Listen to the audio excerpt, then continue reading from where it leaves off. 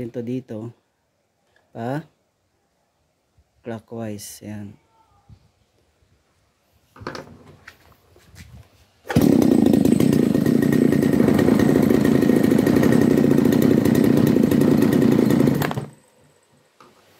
Adjust pa natin ng konti.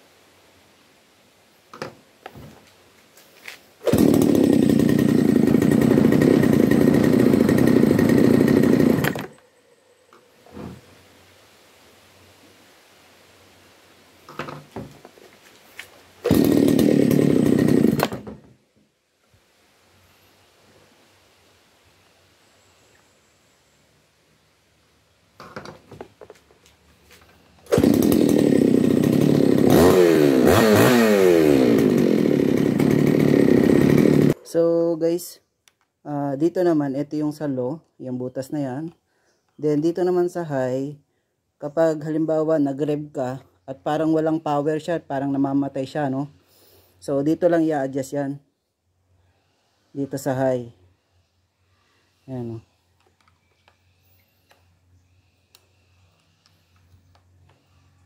Ayan, halimbawa, ito yung ano niya, no? Ayan.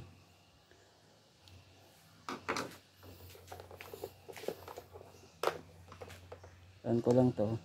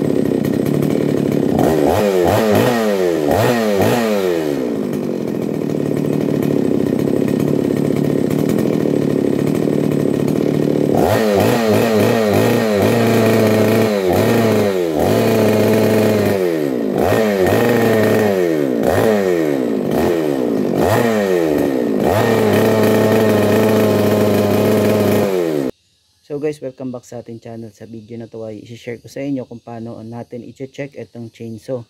Almost 2 years na siyang hindi nagamit, ano. So titingnan natin kung aandar pa ba to. Ayan. Ito yung model niya. Ayan. Tapos mamaya i-share ko din sa inyo kung paano ako nagmi-mix, no. Ayan. 25-50:1. Ito. So yung green na gasolina yung gamit natin, regular lang, hindi yung pula. So yan, explain ko mamaya kung ano yung paano ako nagmi-mix. So tingnan muna natin, no, kung pa-under pa ba to. So ito nga pala guys ay naka-register to. Ayan, no. RA, mayroon siyang sticker sa DNR. Ayan. Naka-registered siya. Gagawin natin ay magmi-mix tayo. So guys, mayroon dito nakalagay dito 50-25, 50:1, 25:1. Ito yung 1 liter. Ngayon kapag ang gamit mo is ano, pag gamit ko ay green, yung regular lang, no, so 1 liter. Then pag green, ito 50:1. Kapag pula, 25:1. So mas kailangan natin ng madaming oil. Ito, tuti oil. Kapag kulay pula yung ating gagamitin na gasolina, kasi mas mainit yun, eh. So pampalamig din itong oil na to, pampalamig. So dito, kung kulay pula ang inyong gamit na gasolina, dito 1 liter. Tapos dito yung oil nyo. So ganito ka ano yung oil. Yan. Pero kapag green, ito, ang ginagamit ko ito lang, 50:1. Yan.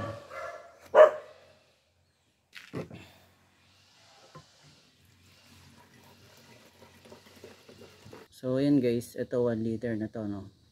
Yan, 50:1 lang kasi kulay green. Ito gamit ko. Yan.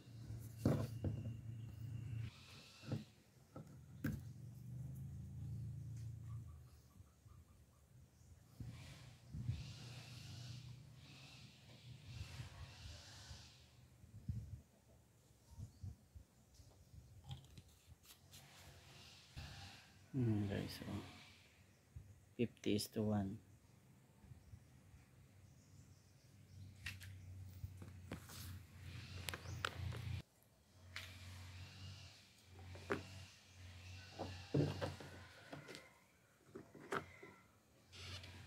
So ayan guys, no. Gagawin natin, i-choke muna natin siya. Ito naka-open, ito naka-close. Tapos ito naka-stop, ito naka-on.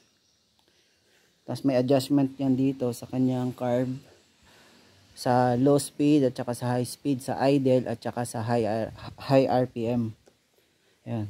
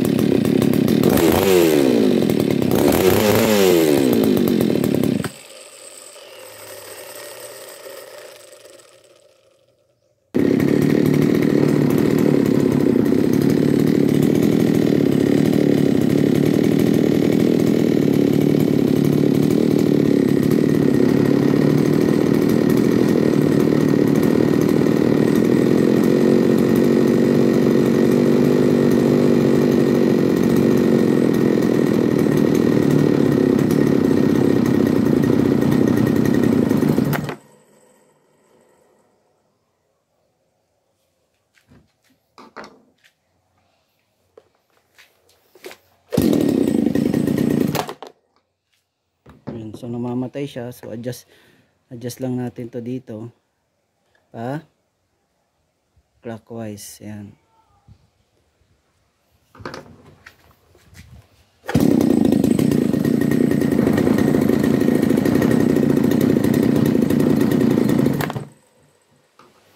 Adjust pa natin ng konti.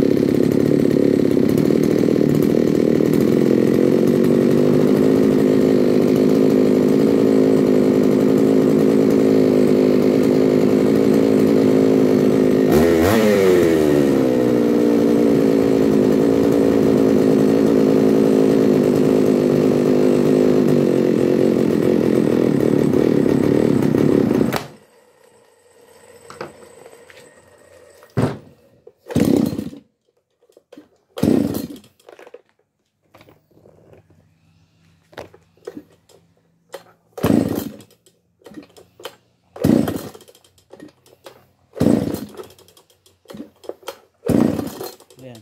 So, yun yung magiging epekto guys kapag sobra naman yung pihit mo dito sa low. So, pag sobrang clockwise, ayun o, ayan. Ayan o. So, ang gagawin natin, counterclockwise lang. Dahan-dahan. Ayan, to. To. Ayan. Counterclockwise lang dito sa low. Ayan, konti lang hanggang sa mag-start siya.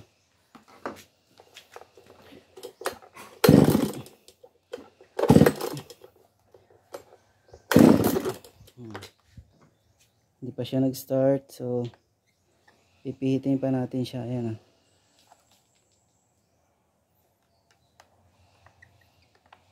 Ayan.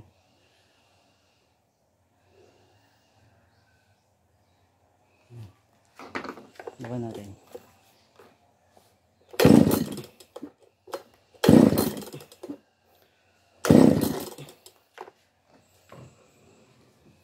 Konti pa. Ayan. Ayan, konti lang.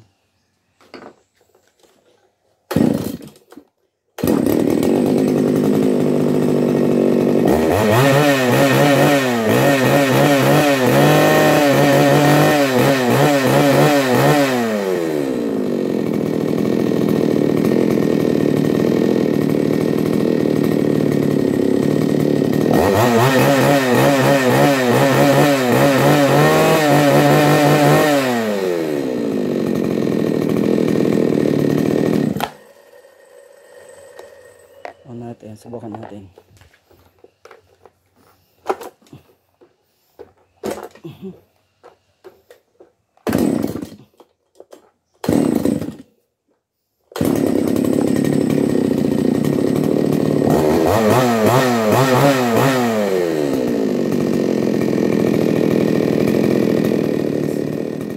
Dito naman, ito yung sa low, yung butas na yan.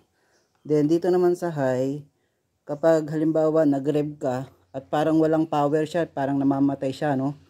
So dito lang i-adjust yan. Dito sa high. Ayan, no?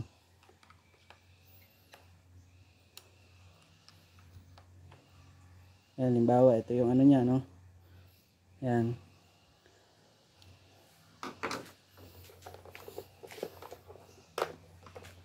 Saan ko lang to.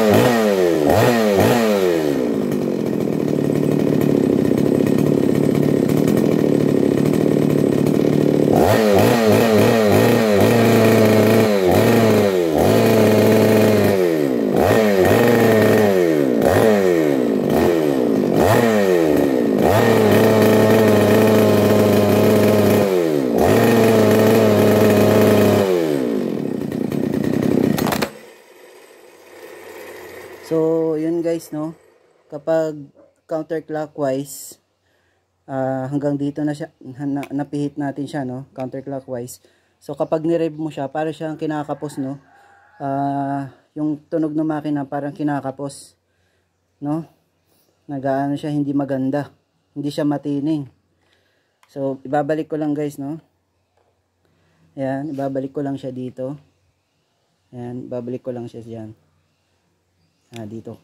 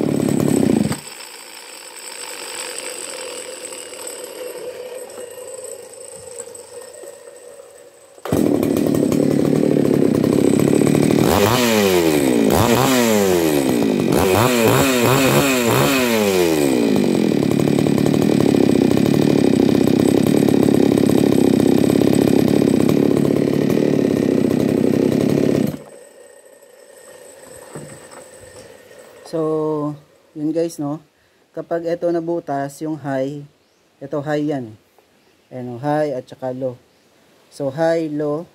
Yung high, kapag sobrang counterclockwise, ano siya, para siyang namamatay. Hindi maganda yung, hindi matining yung kanyang tunog, no. Yan, nagaano siya. Tapos kapag, ano naman, kapag naka-clockwise lang, tama lang. So, kahit na i-rev mo siya ng high rev, okay siya, no. Hindi siya yung pumupugak-pugak. So, yan.